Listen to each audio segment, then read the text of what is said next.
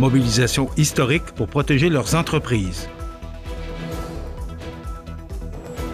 360 000 $ pour prévenir la criminalité et soutenir les jeunes à risque. L'appel d'offres du complexe sportif Promutuelle Assurance à Montmagny est lancé.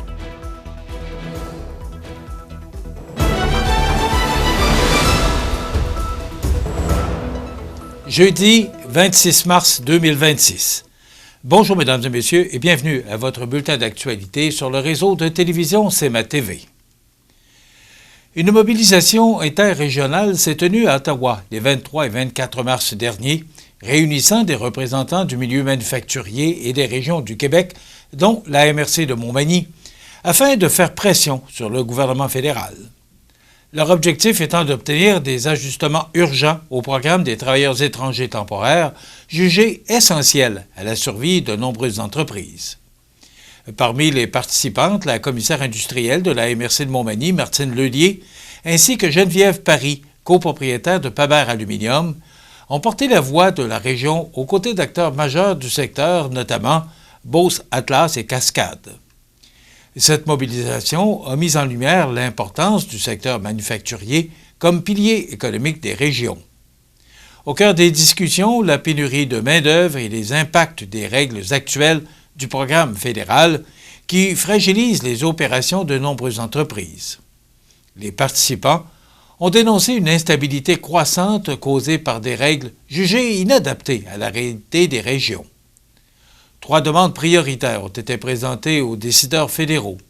D'abord, la reconnaissance officielle du secteur manufacturier comme secteur prioritaire dans le programme des travailleurs étrangers temporaires, au même titre que la santé et la construction. Ensuite, le rétablissement d'une durée minimale de 24 mois pour les permis de travail en région. Finalement, le retour des seuils salariaux élevés au salaire médian provincial du Québec. Durant leur passage à Ottawa, les représentantes ont rencontré plusieurs élus, dont des membres du Bloc québécois, du caucus conservateur, ainsi que des représentants du gouvernement fédéral, incluant le ministre Joël Lightbond et Chaos Letao. Malgré un accueil jugé positif, les réponses obtenues n'ont pas pleinement satisfait les attentes. Les échanges ont permis de faire valoir concrètement les réalités vécues par nos entreprises, mais le travail est loin d'être terminé, a souligné Geneviève Paris. Cette mobilisation démontre une volonté claire des régions de s'unir pour défendre leurs intérêts économiques. Les acteurs présents entendent poursuivre leur démarche, notamment auprès du gouvernement du Québec, afin d'obtenir des changements concrets et durables. Malgré les défis, les régions restent déterminées à assurer la vitalité de leur tissu économique. Le gouvernement du Québec annonce un investissement de 360 000 $ dans la circonscription de Côte-du-Sud afin de renforcer la prévention et la lutte contre la criminalité. Cette aide financière vise à appuyer concrètement les organismes du milieu qui interviennent quotidiennement auprès des personnes vulnérables, des victimes et des jeunes à risque de délinquance. L'annonce a été faite par le ministre de la Sécurité publique, Yann Lafrenière, accompagné du député de Côte-du-Sud, Mathieu Rivet. Cette somme s'inscrit dans un programme beaucoup plus large, totalisant plus de 55 millions de $ sur 3 ans et qui permettra de soutenir 157 projets à travers le Québec. Dans la région, l'organisme Tandem Jeunesse Lapocatière, qui offre de l'hébergement aux jeunes de 15 à 22 ans vivant des difficultés, bénéficiera de cet appui financier. Spécialisé en travail de rue, l'organisme recevra 120 000 $ par année pendant 3 ans, soit jusqu'en 2028. Une aide stable qui permettra de consolider les interventions auprès des jeunes et de renforcer la présence sur le terrain.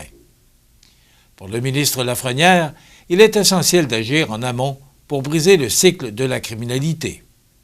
Il rappelle que les groupes criminels adaptent constamment leurs méthodes, ce qui exige des approches d'intervention flexibles et innovantes. Selon lui, les organismes communautaires et les forces policières jouent un rôle central, étant en première ligne pour détecter les problématiques et intervenir rapidement. De son côté, le député Mathieu Rivet souligne l'importance du travail de proximité réalisé par des organismes comme Tandem Jeunesse. Il affirme que leur présence dans la communauté permet non seulement de prévenir la criminalité, mais aussi d'offrir des alternatives concrètes aux jeunes, en plus de redonner espoir à plusieurs personnes en situation de vulnérabilité. Ce financement découle du programme québécois de lutte contre la criminalité qui repose sur 3 axes principaux, dont celui de soutenir les organismes en prévention, de développer des nouvelles méthodes d'intervention et de déployer des actions rapides face aux enjeux prioritaires. Les projets retenus proviennent d'un appel lancé à l'automne 2025, tandis qu'un autre volet sera annoncé prochainement. Au-delà des chiffres, cette annonce met en lumière l'importance d'une collaboration étroite entre les organismes communautaires, les services policiers, le réseau scolaire et les municipalités. L'objectif est de créer des milieux de vie plus sécuritaires, tout en offrant aux jeunes des perspectives positives et durables pour l'avenir. L'appel d'offres du complexe sportif Promutuelle Assurance à Montmagny est lancé. Tous les détails après la pause.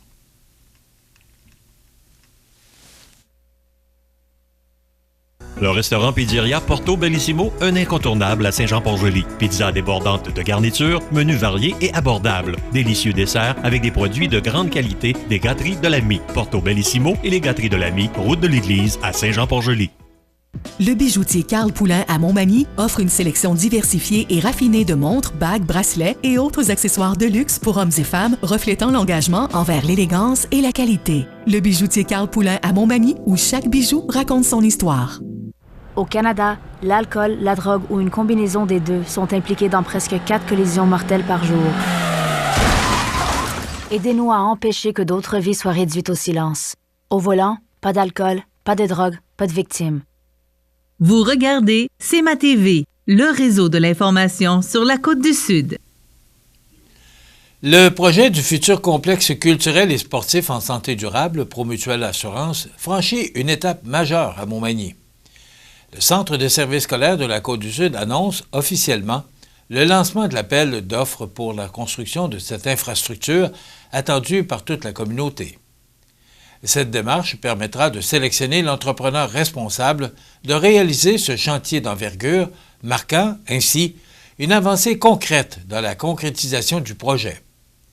Une fois construit, le complexe comprendra notamment un centre aquatique, une palestre de gymnastique, ainsi que des locaux multifonctionnels dédiés, entre autres, à la danse et à diverses activités sportives et communautaires. Le Centre de services scolaires souligne que cette étape est le fruit d'un important travail de collaboration entre plusieurs partenaires. Parmi eux figurent le ministère de l'Éducation, le député de Côte-du-Sud Mathieu Rivet, la MRC et la ville de Montmagny, ainsi que de nombreux acteurs du milieu économique et communautaire. Leur mobilisation a permis de faire avancer ce projet structurant pour la région. Selon lui, ce complexe sportif représente bien plus qu'un simple chantier. Il s'agit d'un véritable lieu de vie qui profitera aux jeunes, aux familles et à l'ensemble de la population de Montmagny. De son côté, la direction du Centre de services scolaires met en lumière le travail remarquable des équipes impliquées, notamment celui du service des ressources matérielles. Leur engagement et leur professionnalisme ont été déterminants à chaque étape du processus. Avec ce nouvel équipement, la région se dote d'une infrastructure moderne qui répondra autant aux besoins des élèves qu'à ceux de la communauté. Le lancement de l'appel d'offres marque ainsi le début d'une nouvelle phase pour ce projet appelé à transformer durablement l'offre sportive à Montmagny. Cette année marque un jalon important pour le réseau des groupes de femmes Chaudière-Appalaches qui souligne ses 30 ans d'existence et d'engagement envers l'égalité. Le 18 mars dernier, une célébration d'envergure s'est tenue à Scott, en Beauce, réunissant plus d'une centaine de personnes venues souligner le chemin parcouru. En ouverture, la présidente Julie Richard-Nadeau a rappelé que ces 3 décennies représentent bien plus que le passage du temps, mais une succession de luttes, de mobilisations et d'actions concrètes. La conférencière Maude Michaud a ensuite invité l'auditoire à réfléchir au mythe de l'égalité déjà atteinte, soulignant les obstacles qui persistent encore aujourd'hui. En après-midi, les 24 groupes membres se sont rassemblés pour célébrer leurs alliances et revisiter l'histoire du réseau à travers un panel rendant hommage aux pionnières qui ont contribué à bâtir cette organisation. Ce moment de mémoire a permis de souligner les avancées réalisées et de rappeler que ces gains reposent sur des années d'engagement. Au-delà de la célébration, l'événement a pris une dimension politique importante. Dans un contexte marqué par la montée du masculinisme et du conservatisme, les participantes et participants ont réaffirmé la nécessité de défendre les droits des femmes et de poursuivre la mobilisation. Depuis sa création, le réseau des groupes de femmes Chaudière-Appalaches regroupe 24 organismes et joue un rôle clé dans la défense collective des droits et dans l'amélioration des conditions de vie des femmes. Cette mission se poursuit grâce à l'implication soutenue de nombreuses militantes, administratrices et intervenantes qui continuent de faire avancer la cause féministe dans Chaudière-Appalaches. 30 ans plus tard, le message demeure que la lutte pour l'égalité est toujours d'actualité et nécessite la vigilance ainsi que la solidarité de toute la communauté. Les célébrations du 30e anniversaire ont ainsi permis non seulement de rendre hommage au passé, mais aussi de projeter l'avenir en réaffirmant l'importance d'un mouvement féministe fort, uni et déterminé à faire progresser les droits pour les générations à venir. Un message qui trouve écho dans l'ensemble de la région et qui rappelle que chaque avancée repose sur l'engagement collectif et la volonté de bâtir une société juste et égalitaire pour toutes et pour tous.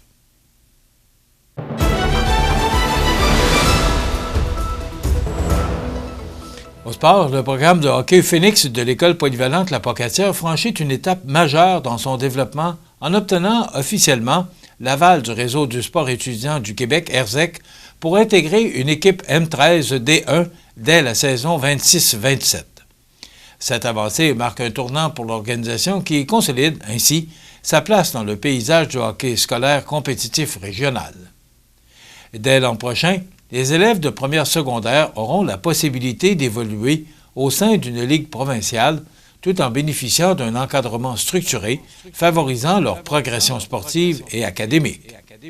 Cette nouvelle offre vient s'ajouter aux équipes déjà en place dans les catégories M14, M15 et M18 qui continueront d'évoluer en division D3. Pour la direction de l'établissement, cette reconnaissance représente bien plus qu'une simple expansion. Elle confirme la pertinence du projet lancé il y a seulement 2 ans. Le directeur de l'école, Marc Chouinard, rappelle que la création du programme visait notamment à offrir du hockey compétitif aux jeunes de la région tout en assurant sa pérennité. L'adhésion au réseau provincial constituait donc une étape essentielle dans cette vision à long terme. Le développement du programme s'appuie également sur un renforcement significatif de son équipe d'entraîneurs. L'arrivée de Ludovic Soucy représente un ajout de taille. Finissant en enseignement en éducation physique à l'UQTR et joueur universitaire avec les Patriotes, il possède aussi une solide expérience junior, notamment avec l'Océanique de Rimouski, où il a agi comme capitaine. À ses côtés, Frédéric Antil poursuivra son travail avec les gardiens de but, lui qui a déjà su faire sa marque cette saison. L'organisation peut également compter sur l'implication de plusieurs intervenants dont Zachary Dionne, Vincent Ouellette, Claude Bérubé, Thomas Sasseville, Tommy Mordeau, ainsi qu'André Malenfant à l'encadrement académique. Lors d'une rencontre d'information tenue le 24 février dernier, la direction a présenté les grandes lignes de son plan de développement. L'objectif est d'implanter graduellement des équipes de niveau provincial dans chaque catégorie, tout en maintenant une offre régionale accessible à l'ensemble des élèves athlètes. Au-delà de la performance sportive, l'école souhaite également renforcer ses liens avec les différents acteurs du hockey régional. Une approche collaborative qui pourrait bien faire du programme Phoenix un pôle incontournable pour la relève dans le Kamouraska-Lillet. Voilà ce qui complète votre bulletin d'actualité de ce jeudi 26 mars. Dans un moment, les prévisions de la météo. Et le menu de cette émission du jeudi 26 mars On vous propose les infos de Bellechasse avec le journaliste Éric Gourde du Journal de la Voix du Sud. Il sera notamment question de cet arbitre qui a été bousculé à Lac-Etchemin, dont encore on parlait sur RDI ce matin. Et on parlera également, on trouvera Audrey Saint-Pierre qui nous fera part de ses trouvailles chez Pando Eco. Il y aura bien sûr les commentaires de fin d'émission et les avis de décès. Bien, c'est ce qu'on vous propose. Pour ce jeudi, je vous souhaite donc une excellente émission à notre antenne.